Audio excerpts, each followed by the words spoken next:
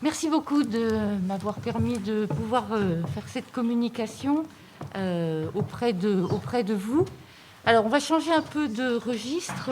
Je suis enseignant-chercheur en didactique de la géographie et mes problématiques sont de travailler sur les apprentissages en s'appuyant sur les albums de littérature de jeunesse comme de support pour permettre aux élèves de construire des savoirs en géographie tout en travaillant l'approfondissement des compréhensions des supports en question, que ce soit du texte ou de l'iconographie.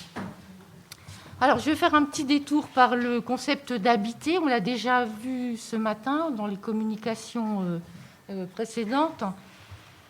L'idée, c'est que l'humanité a une dimension géographique, ça a été dit. On vit comme ci ou comme ça, ici ou là, on partage des lieux. Et quand on s'approprie les lieux, on en fait des territoires. C'est des termes de géographie qu'on va convoquer. Oui, il n'y a pas beaucoup de... Je suis désolée. Voilà, je vois que les masques ne sont pas forcément mis, donc je garde le mien. Merci. Alors, les lieux que nous occupons, ils sont imposés aux habitants, on les subit en quelque sorte, mais on les transforme, on se les approprie et on en détourne un peu la fonction par moment. On travaillera sur les lieux et les territoires dans les dimensions culturelles, économiques et politiques. Alors, les modes de gouvernance, les appropriations, et ce qui a été dit dans les autres communications, les partages des lieux, ce qu'Éléonore soulignait tout à l'heure. Ce que je trouve intéressant dans ce rapport à l'habité, c'est que les espaces que nous pratiquons, que nous contribuons à modifier, ils construisent notre identité. Mais les lieux ne sont pas forcément des lieux concrets. Les lieux rêvés sont fondamentaux. Et du coup, dans les albums de littérature de jeunesse, les enfants sont accueillis dans ces espaces oniriques. Non, voilà, hop. Alors, je citerai Mathistock. Alors, on a Lusso, Mathistock, Lazzarotti, des références sur ce que c'est qu'habiter en géographie. Je retiendrai que les lieux sont des enjeux d'interaction entre nous, entre les humains, qu'on organise les lieux. Donc, quand on travaille sur l'organisation des lieux, on va entrer par les acteurs de l'aménagement. Qui décide quoi ? C'était le penchant de la première communication avec l'architecture, puisqu'on nous prévoit des espaces pour habiter. Et donc, en géographie, on va avoir une approche par les organisations spatiales. On va regarder comment, alors les quartiers, plus que les maisons, mais les quartiers s'organisent. Et puis, le deuxième pendant de ces interactions humaines, c'est l'utilisation des lieux. Et donc, on va entrer par les habitants utilisateurs. Alors, ceux qui sont un peu familiers des programmes scolaires, je suppose que même dans le monde de la littérature de jeunesse, on s'intéresse à ce que font les élèves, les enfants à l'école.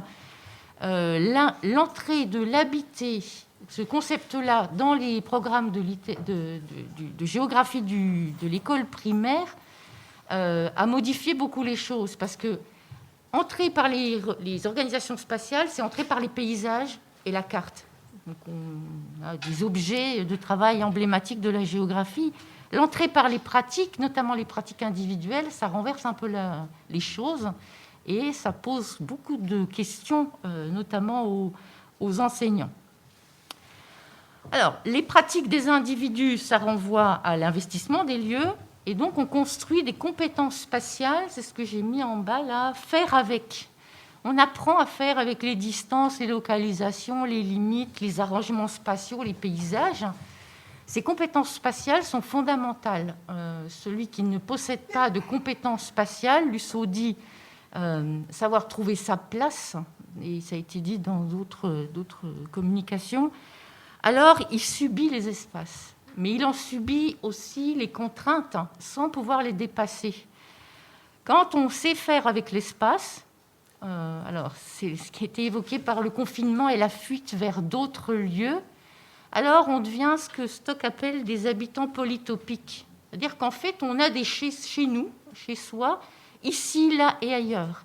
Et plus les personnes ont de compétences spatiales, plus l'espace leur est grand. plus les limites sont ténues. Voilà, ils savent faire. Et quand on ne sait pas faire avec l'espace, alors on subit un enfermement.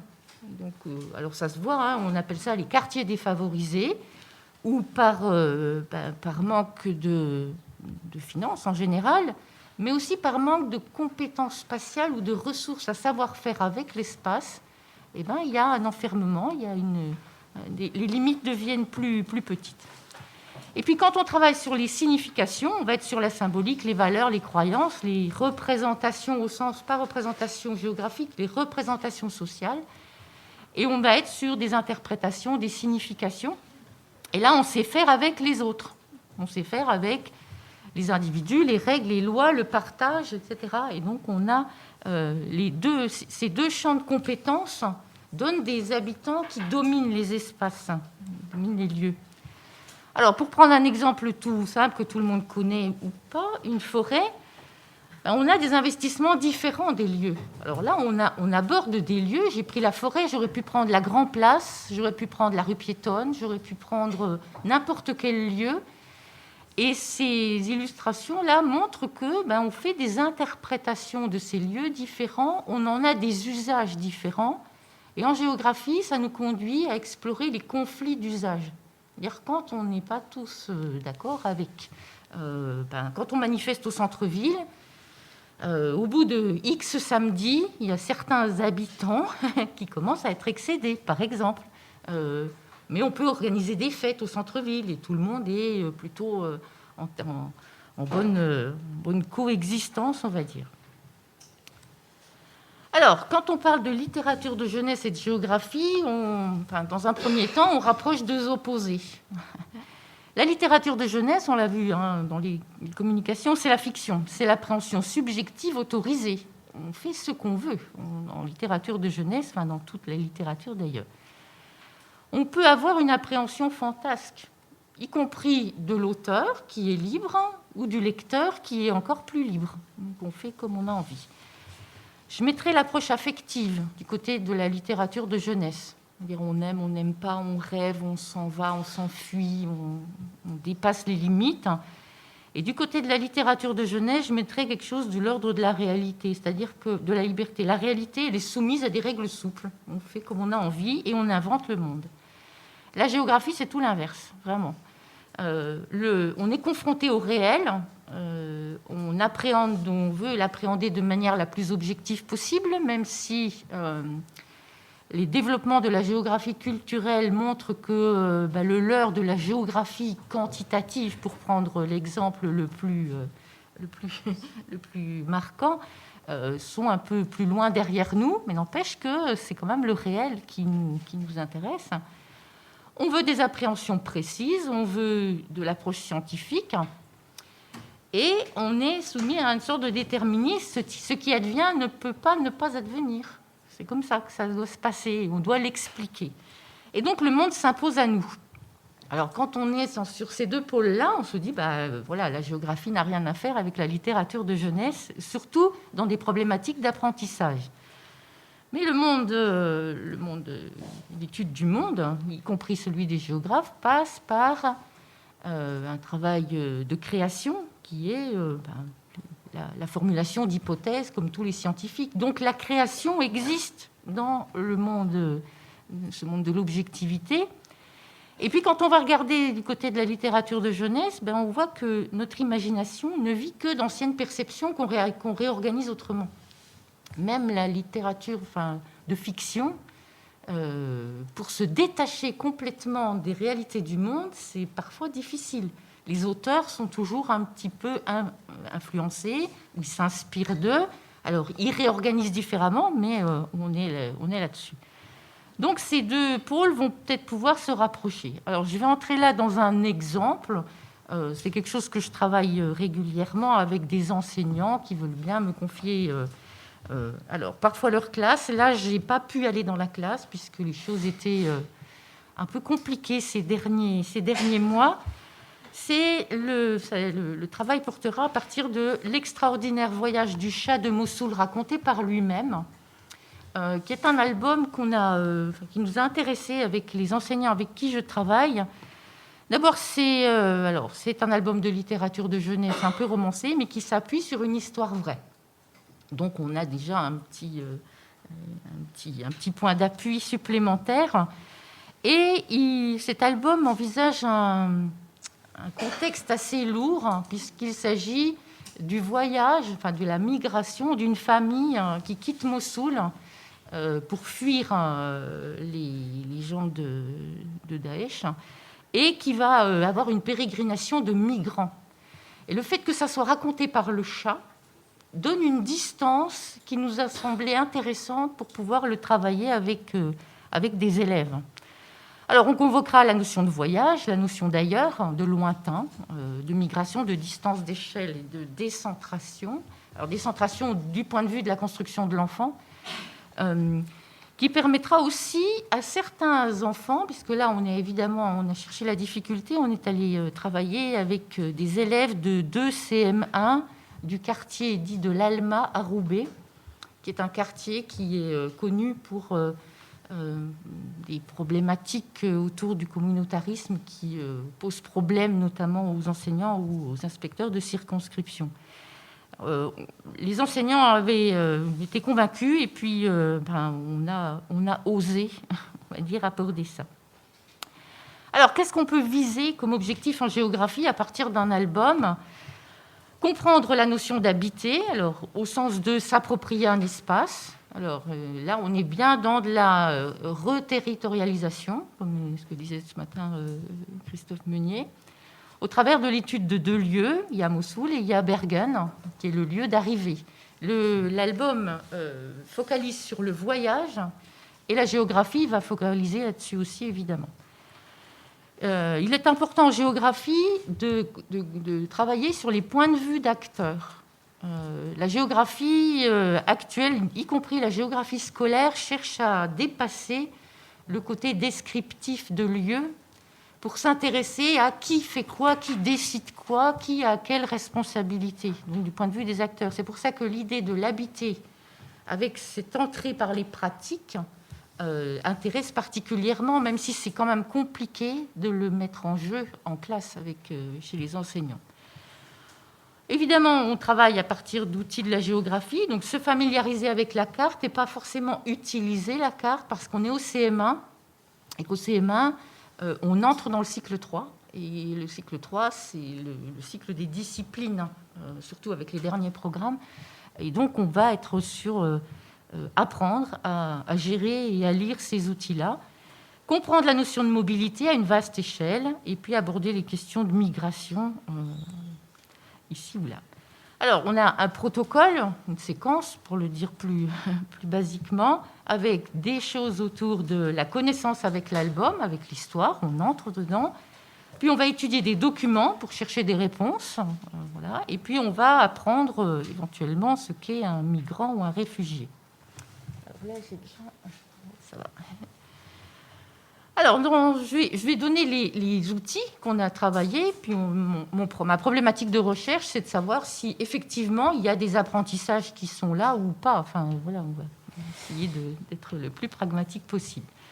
Alors, l'enseignante qui a travaillé avec ces 2 CM1 a commencé par lire les 2 premières pages de l'album, à haute voix, une lecture offerte, comme on dit. Et puis, il y a ces 2 affiches traduisent un peu ce que les élèves ressortent au bout de cette lecture. Et puis, qu'est-ce qui se passe? Qu'est-ce qui va se passer? Des questionnements en géographie et des questionnements en français aussi, sur l'histoire, sur les personnages, sur ce qui leur arrive, sur qui ils sont, leurs prénoms, sur le fait qu'il y ait des lieux, une maison qui s'appelle un palais. Est-ce que c'est le chat qui décide que c'est un palais? Est-ce que c'en est vraiment un? Toute la végétation, il y a des dattiers, il y a des palmiers, des choses comme ça qui indiquent des lieux différents. Et puis une focalisation quand même sur le fait que, alors c'est un lieu lointain, mais les élèves, s'ils ne sont pas trompés, parle-t-on arabe? Et est-ce que l'auteur parle arabe? Puisque eux-mêmes sont évidemment, pour une partie de la classe, tout à fait familiers avec cette langue-là. Alors, pour travailler sur cette compréhension, on va passer par le dessin, et pas l'illustration forcément, mais Qu'est-ce qu'on a compris dans un premier temps? Donc, prise en compte des variables, prise en compte des indices, du texte, ceux qui ont été perçus, je vais dire, au vol, dans un premier temps. Et là, on voit, j'ai mis 3 illustrations de dessins, de ces premiers dessins d'élèves, où là, le premier, celui d'en haut, là, nous montre que on a pris en compte le fait qu'il y a un jardin, on va dire exotique. La notion de palais renvoie pas à grand-chose. C'est pas tellement vu pour l'instant. Celui du bas commence à avoir compris qu'on était dans un espace plus large. Il y a la maison et puis il y a les alentours, un quartier, il y a des lieux différents, mais on ne sait pas encore tellement lesquels. Et le troisième essaye déjà de faire une représentation en plan. Alors, dans 2 classes de CM1, les représentations en plan sont très rares.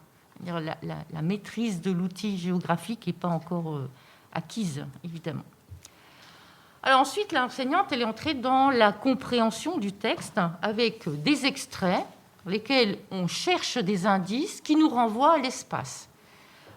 Et puis, on va continuer le dessin. Donc, j'en ai mis 2 là, je ne vais pas m'appesantir trop. Mais ce passage par la représentation, c'est une manière complémentaire, on va dire, de travailler la lecture-compréhension qui permet à des élèves qui sont peu scripteurs ou peu lecteurs d'éviter d'avoir à répondre à des questions sur le texte. C'est ce qu'on voit la plupart du temps, un document avec une liste de questions qui dit, voilà, dans le texte, il faut trouver ceci ou cela. Là, on a une espèce de liberté offerte aux élèves de dire, voilà, tu vas interpréter les indices du texte. Il faut d'abord que tu les trouves, que tu les lises. Et après, il y a ce petit moment de dessin. Alors, les dessins ne sont pas aboutis. On n'est pas en art plastique, on n'est pas en art visuel. Donc, il n'y a pas beaucoup de temps pour qu'ils puissent peaufiner leur réalisation. Alors, on est en géographie et il y a un travail à la fois sur le texte, mais aussi sur l'iconographie. La question qui commence à pointer, c'est l'auteur est-il quelqu'un qui invente le monde ou quelqu'un qui s'inspire d'un monde? Et là, on va essayer de regarder. Donc, on va chercher des documents qui vont permettre à l'élève de commencer à trouver des parentés. Et là, l'illustrateur s'est bien inspiré de quelque chose qui existe. Alors, l'écueil qu'on a trouvé, évidemment, c'est de trouver des vues de Mossoul qui ne correspondent pas à un tas de décombres, évidemment, pour que ça. Et là, c'est absolument épouvantable, mais voilà. Et donc là, c'est à ce moment-là que les élèves de ces 2 CM1-là ont commencé à être encore plus motivés par cette aventure dans l'album, parce qu'on parle de leur monde. En gros, c'est pas si souvent qu'on parle de chez eux. Voilà. Et donc là, il y a des mosquées, il y a des minarets, il y a des choses qui leur parlent, ou du moins ils étaient, peut-être un peu fiers que l'école parle de leur monde. C'est peut-être comme ça qu'il faut aussi l'interpréter. Alors, on est en géographie, il nous faut trouver des cartes. Alors là, les cartes de l'Irak ne sont pas toutes simples à trouver. On en a trouvé 2 qui pouvaient convenir pour que des élèves de CM1 puissent arriver à entrer dans la lecture de ce type de document. Là, on continue à explorer de quoi nous parle cet auteur et cette famille qui est là, qui va se déplacer, comment elle s'y prend. Alors, 2 cartes qui sont complémentaires l'une de l'autre. La consigne étant de chercher tous les indices qui permettent d'en savoir plus sur Mossoul.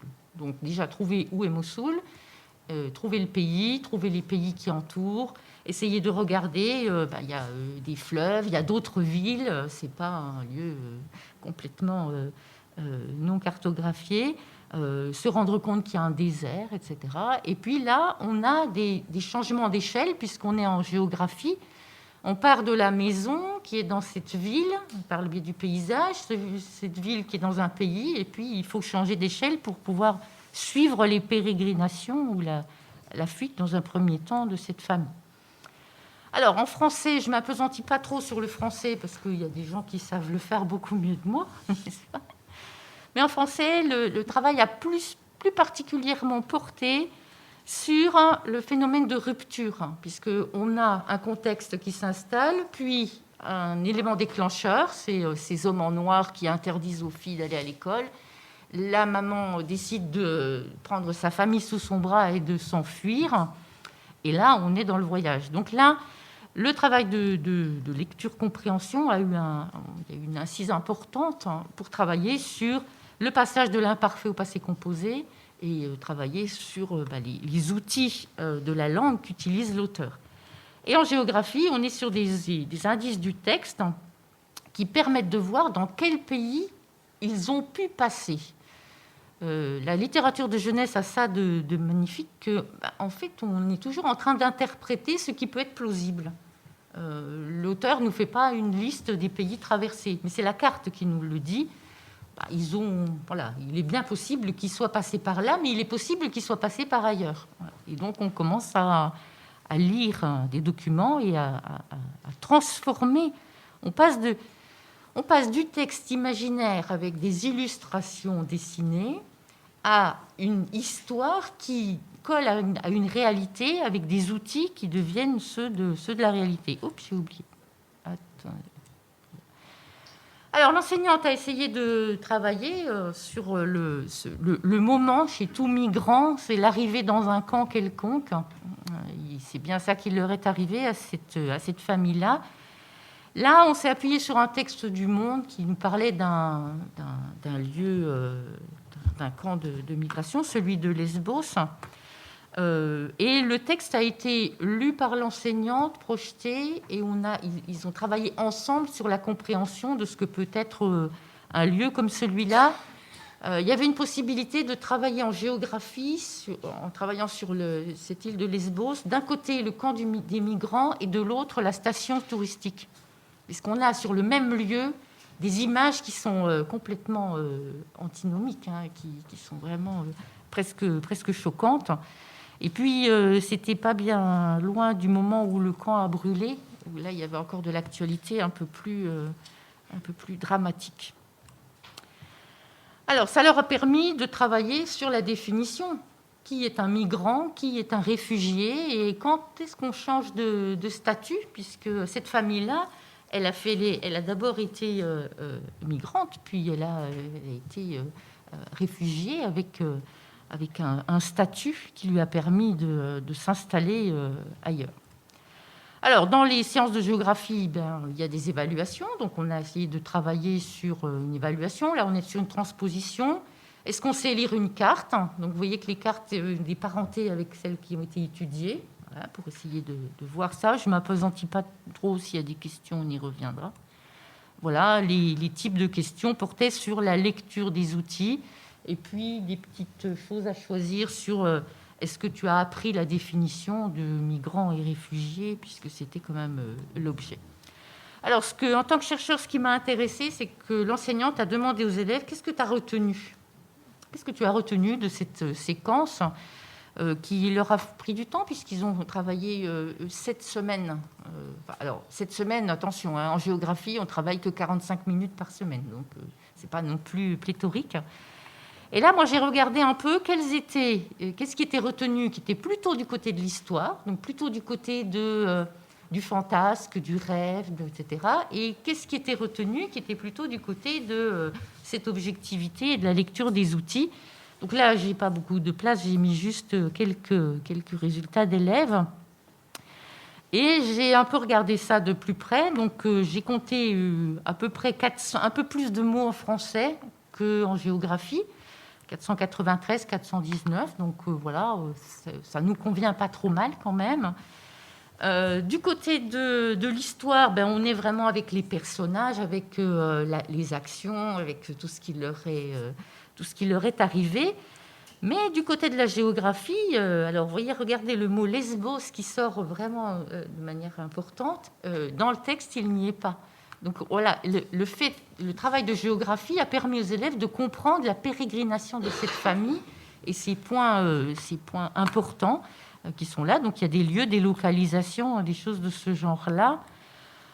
Alors en conclusion, on va pouvoir se demander quels ouvrages de littérature de jeunesse on peut prendre pour travailler des apprentissages en géographie. En gros, le support de la littérature de jeunesse, dans ce cas-là, il change de statut, il devient un document. Et donc, oui ou non, on peut continuer. Alors, si ça offre un contexte spatial, alors, ce que je trouve intéressant dans la littérature de jeunesse, c'est que le contexte, il est ni totalement imaginaire. Alors, il y a certains albums qui possèdent ça, et ce n'est pas ceux-là qu'on va regarder, mais ni totalement réel. En gros, ça permet que le contexte géographique, on puisse le réduire à taille enfantine. Puisque le réel, c'est quelque chose de compliqué. C'est quelque chose qui est foisonnant, qui est difficile à appréhender pour des élèves de cet âge-là. Je n'aurais sans doute pas le même discours si j'étais avec des élèves du cycle 4. Mais avec les plus jeunes, c'est vraiment ce problème-là, c'est la complexité.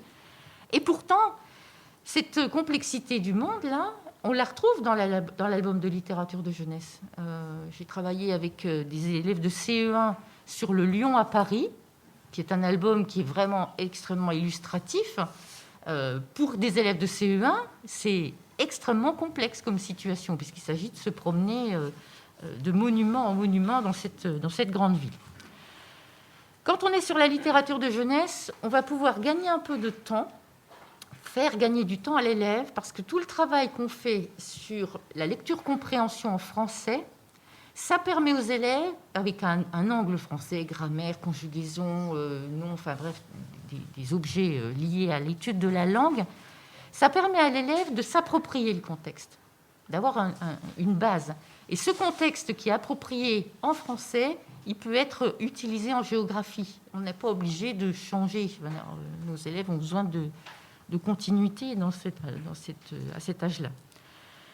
Les albums de littérature de jeunesse qui intéressent, c'est ceux qui nous permettent que le texte, pour comprendre le texte, il faudra chercher des savoirs en géographie, et les savoirs de géographie deviendront un moyen de comprendre le texte et sa portée. Donc en fait, on travaille sur l'acquisition culturelle, le bagage culturel qui permet de comprendre alors un certain type de contexte, le contexte spatial. Mais il y a des albums historiques qui se prêteraient tout à fait à faire ce genre de choses-là. Ce qui va intéresser dans ces albums, c'est tisser le lien entre la fiction et la réalité. Autrement dit, se poser la question de ce qu'on nous offre dans la littérature de jeunesse, les illustrations, le texte.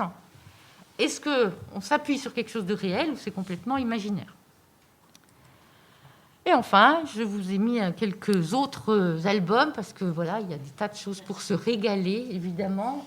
J'apprécie particulièrement Macao et Cosmage, qui a permis avec des élèves peut-être fois de CM2 de faire des cartes magnifiques, mais de la cartographie, vraiment avec les indices du texte. Le Ventre de la chose, qui permet ça aussi.